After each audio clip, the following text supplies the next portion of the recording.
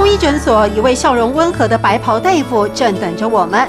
他的从医之路走得特别，就从家里一碗青草茶开始。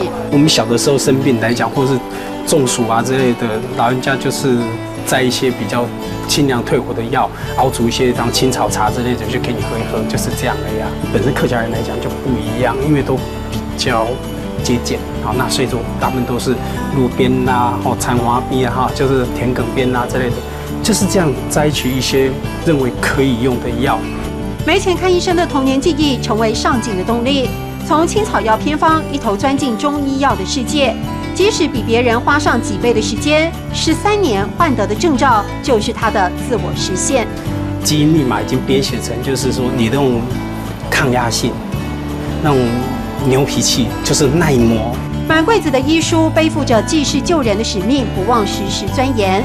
就像医生的名字正眼，要证明自己可以是病患的贵人，没有什么比得上病人一句谢谢来的宝贵。按自 C， 按自 C。所以如果我们要跟人家说谢谢，我们说按自 C， 按自 C， 按自 C。